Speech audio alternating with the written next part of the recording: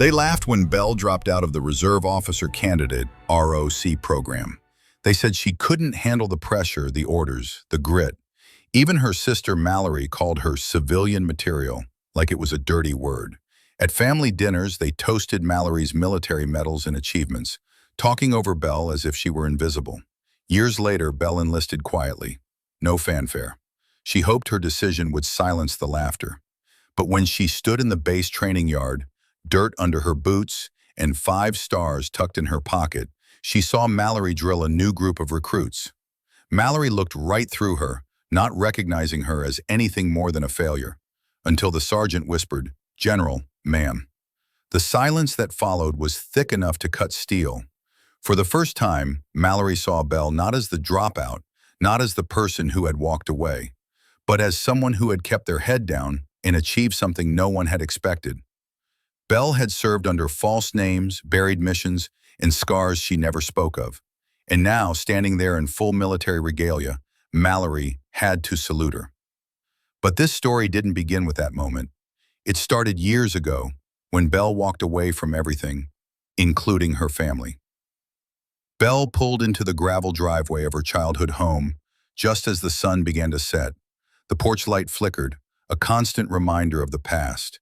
The mailbox, still leaning a little to the left, was like a reflection of her father's stubborn political views and her mother's disapproving chin. Spokane was as quiet as ever, with its air thick with silent judgment. Everyone knew everything about each other, especially about failures like her. The invitation, if it could even be called that, had come through a text from her mother. One line, emotionless as ever. "Come for all party, don't dress weird." "No, we miss you," or "How have you been?" Just a directive, as though Belle was still that 17-year-old girl being ordered around. The years that had passed seemed to mean nothing. Inside, the scent of baked ham and cinnamon filled the air, but it was the cold atmosphere of the dining room that hit her hardest. It looked like something out of a military awards banquet, complete with banners, printed programs, and even a homemade poster that read, "Congratulations, Lieutenant Mallory." No one looked up when Belle entered, not even Mallory. Belle wore a simple gray button-up shirt, nothing flashy, no medals, no insignia, just neutral enough to pass unnoticed. But she never really passed in this house. She was tolerated like background noise. It was her father who first acknowledged her, asking, "What are you doing these days?" without any real interest. Before she could answer, he launched into a story about Mallory's top marks in field strategy and how proud her instructors were. Aunt Kendra chimed in, her wine glass already half empty. "Didn't you used to pretend to be a waitress? Looks like you went pro, huh?" she chuckled. Belle smiled, calm and surgical. "I'm better at performing now," she said, landing the strike cleanly. It was subtle, polite, and yet it hurt in a way no physical blow could. A moment of silent victory, even if no one around her noticed. As the toast began, everyone raised their glasses to Mallory. Without irony, Belle was asked to grab more water and extra forks. No one offered to go with her. No one asked if she was okay with it. It was simply assumed she was the extra, the leftover, the one who had failed. Belle carried out the task quietly, letting the rhythm of old muscle memory guide her. Fetch, pour, return, observe.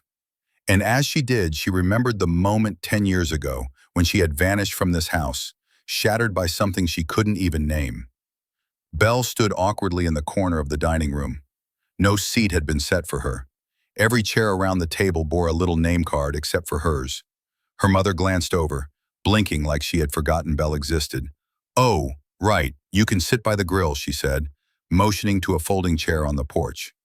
So, Belle took her seat outside, next to the humming propane tank, the cold seeping up through the metal of the chair. From there, she could see Mallory laughing with a cousin inside, her uniform crisp, her voice clear, her eyes drifting toward Belle briefly, not cruelly, but with a look that was conflicted. For the first time, Belle realized that Mallory wasn't angry at her, but rather unsure of what her presence meant. Belle's phone vibrated in her pocket. The small encrypted receiver buzzed against her leg, a subtle reminder of the life she led now. She pulled it out and read the message. "Report to Fort Irwin. Observer assignment. Security Council oversight." A genuine smile crept onto Belle's face as she slipped the device back into her coat. This was it. the moment she had been waiting for. She glanced over at the family photo on the wall, a picture of Mallory in her dress uniform, flanked by their parents at Mallory's awards banquet. Rows of happy faces filled the frame, but not a single one included Belle. And that was fine, because one day when the right person saluted her, they would all have to rearrange the frames to make room for the new reality. The sun had risen by the time Belle arrived at Fort Irwin. The Mojave Desert stretched out before her, the morning air crisp and dry. Boots hit the ground in cadence as recruits lined up in formation, the sharp bark of Drill Sergeant Jason Bruckner's orders echoing in the air. Belle parked just outside the observation range and walked through the side gate, her black jacket pressed and neat, her tactical slacks sharp, her visitor badge clipped neatly to her lapel. The badge bore no rank or unit, only a serial tag with an encryption key. Only 3 people on base could decode it. She wasn't there to be seen, she was there to watch. Mallory's unit was lined up under the watchful eye of Sergeant Bruckner, a man whose reputation was built on his brutal, no-nonsense approach to discipline. As he barked at the recruits, Belle stayed low profile in the second row of the guest bleachers, surrounded by a few civilian contractors and an admin clerk who kept glancing at her watch. Then it happened. Mallory's eyes scanned the bleachers. They passed over everyone until they landed on Belle. He stopped mid-stride, his shoulders stiffened, and in one swift motion, he turned and marched directly toward her. The crowd shifted, uncertain of what was happening. The recruits paused, waiting for a brutal correction. Instead, Bruckner stopped 2 feet in front of her, snapped to attention, and raised his hand in a perfect salute. "General Huxley, ma'am," he said, his voice steady. Belle didn't flinch. "I'm here off duty," she said calmly, her voice low. "Keep this quiet, Sergeant." Bruckner nodded sharply and turned on his heel without another word. The recruits resumed their drills, but the field had changed. Eyes darted toward Belle. Whispers began to snake through the ranks like wind through tall grass. By midday, Belle was back on the road, but the ripples from her brief appearance at Fort Irwin had already begun. Word spread faster than protocol could contain it. An unlisted general, the ghost of a program no one talked about, the woman who had walked out of nowhere and made Sergeant Bruckner salute. That night, Mallory sat on her bunkmate already snoring beside her. Her face was flushed, still raw from the barrage of questions that followed Belle's unexpected appearance. "Did you know your sister's in intelligence? Is she Black Ops? Was that real?" The truth was, Mallory didn't know. Not really. She had always thought of Belle as the dropout, the failure, the sister who had disappeared when things got hard. Now that perception was shattered, but she didn't know what to do with the new information. After lights out, she pulled out the old duffel bag Belle had given her a year ago. At the time, Mallory hadn't thought much of it. Just gym clothes, Belle had said. But tonight, something made her pull it open. Inside, hidden in a false pocket, was a small digital drive, barely the size of a dog tag. She hesitated, then connected it to her tablet, her heart pounding as the screen blinked to life. The black screen flickered briefly, then pulsed with white text. "Restricted, shadow at clearance required." Mallory hesitated for a moment, unsure of what she was about to uncover, but curiosity won out, and she logged in using her cadet credentials. The screen paused, then flickered again. A soft beep, and then just before the screen cut to black, another message appeared. "Welcome, Mallory Huxley." Her blood ran cold. This wasn't just some coincidence. This was a door Belle had never fully opened, and now Mallory had stumbled upon it, unknowingly. Later that evening, Belle's secure line buzzed. Something was wrong, not the usual pings or status updates that she'd grown accustomed to after a decade in the shadows, but a full-spectrum protocol breach.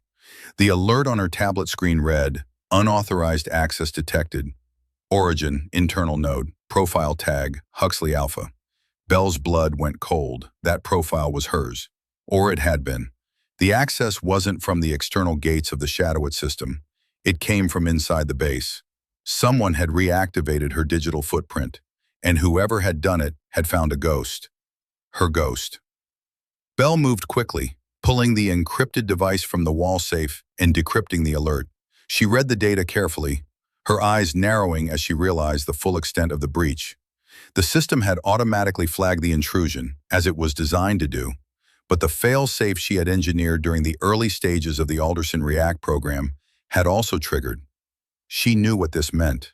The situation was far more serious than anyone realized. By the time Belle reached the Strategic Coordination Office at Fort Irwin, the tension in the air was palpable. Major Cecilia Penn was already there, sitting at the head of a narrow table, arms folded across her regulation blouse. Her hair was pulled into a tight bun, and her posture was rigid. There was no greeting, just the sharp click of her pen as she examined the files in front of her. The door clicked shut behind Belle, and the silence in the room felt almost suffocating. "General Huxley," Major Penn said, her voice neutral. "We've logged an irregular access event from an ID tag associated with your prior deployment." "I'm aware," Belle replied, her voice steady. "And I can assure you, Major, it wasn't me." Major Penn didn't seem convinced. "You'll understand if that's insufficient," she said, her gaze sharp. "The ID initiated a subroutine linked to Alderson React.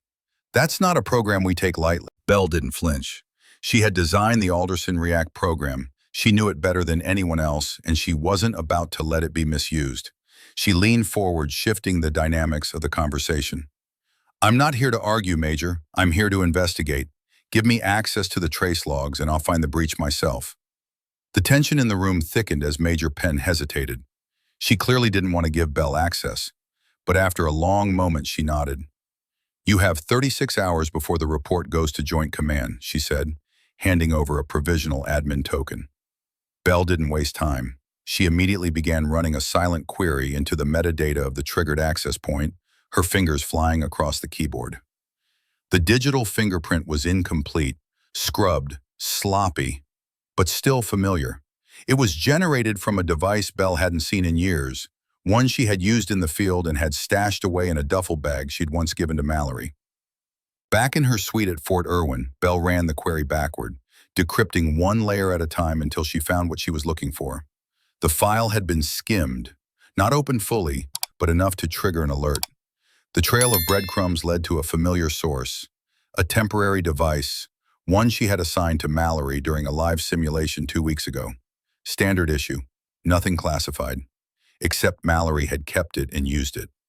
Belle's stomach twisted. Mallory had no idea what she had stumbled into, no understanding of the silent grave she had walked over. But it didn't matter. The system had no grace for intention, only exposure, and exposure meant trouble. Belle could have reported Mallory, but she didn't. Instead, she initiated an encrypted back channel to Sergeant Bruckner, one of the few people Belle trusted. She needed eyes on the ground, someone who could help without asking too many questions. The message was brief but precise. "This wasn't random. Someone wants me exposed, not just compromised." The investigation took hours, but finally the trail led to the source. A server that had been infected 5 years ago, buried deep in low-traffic sectors. It was a quiet implant, just deep enough to remain unnoticed. Belle recognized the encryption pattern. It was signature work from a former operations officer named Nathan Croft. Croft had been reassigned after a failed joint mission in Kuwait. Officially, he was reassigned for protocol violations. Unofficially, there were whispers, tactical sabotage, bribery, unauthorized data mining. He disappeared before anyone could prove anything. But clearly he had left something behind. Bruckner didn't need to say anything. He knew what this meant. "This wasn't an accident," he muttered. "Someone planted that worm 5 years ago." "I said," Belle replied, "this goes deeper than Mallory. She tripped the wire, but the minefield's been here the whole time." Back at the office, Belle stared at the final lines of the traceback report. The source node, server C17, the last administrator, Nathan Croft. The game had shifted again. This wasn't about Mallory anymore. Now it was about who had left the door open and why they wanted Belle to walk through it. As she processed the information, Bruckner broke the silence with a story she wasn't expecting. "There was this night," he began, his eyes still fixed on the monitors, "near the Dnista River. A young unit, barely trained, 7 recruits. They got caught between 2 forward positions during an intel sweep. Enemy fire on both sides. Higher-ups ordered a retreat." He paused, his voice heavy. "She didn't listen. Your sister signed the override alone, went back for them." Mallory's jaw tightened, and her eyes widened. No backup, no orders, just her and two medics. She brought all seven back. Belle watched her sister, her face expressionless. But inside, something shifted. For the first time, Mallory saw the depth of Belle's sacrifice, the lengths she had gone to protect others, even when no one asked her to. Mallory had only ever seen Belle's absence, her departure from the family, her failure. Now, Mallory was starting to understand the quiet heroism behind her sister's actions. Belle didn't say anything, but the weight of the moment hung in the air. Mallory had been part of something much bigger than she realized. Something Belle had been doing in the shadows, out of sight. But now, as she processed the implications of what Bruckner had shared, Mallory understood. She wasn't the only one who had been carrying burdens. The investigation continued late into the night. As Belle and Bruckner dug deeper into the logs, they finally hit the origin of the breach. A dormant script, buried deep within a legacy backup, had been triggered. It had been planted years ago by none other than Nathan Croft, the former operations officer whose career had been derailed after a failed mission in Kuwait. Bruckner didn't hesitate. "This wasn't random," he said again, the pieces falling into place. "Croft planted the worm 5 years ago. This goes deeper than we thought. Someone's been using Mallory to expose you and to destabilize everything you've worked for." Belle nodded, her mind racing as she processed the new information. The breach was part of a larger plan. Croft had been waiting for this moment, for the right person, to trigger the sequence that would bring everything crashing down. And Belle was the one he was after. The storm that had been brewing for years was finally here, and Belle knew she had to act quickly. But she wasn't going to play Croft's game. She was going to rewrite the rules. The night dragged on as Belle, Bruckner, and Mallory worked to trace the breach and its origins. They dug through logs, pinged old server paths, and followed packet routes like hounds chasing a scent. Hours passed, and just when they thought they were getting closer, they finally found it. The source of the worm wasn't just a random error. It had been planted years ago by Nathan Croft, who had embedded himself deep within the system, like a parasite waiting to strike. The encryption pattern was unmistakable. It was Croft's signature work. And now, Belle knew that Croft wasn't just after her. He was after everything she had built, every operation she had executed in the shadows. But this time, Belle was prepared. "I'm not playing your game anymore, Croft," Belle muttered under her breath. "It's time to end this." As the hours passed, Belle, Mallory, and Bruckner worked relentlessly to trace the source of the worm.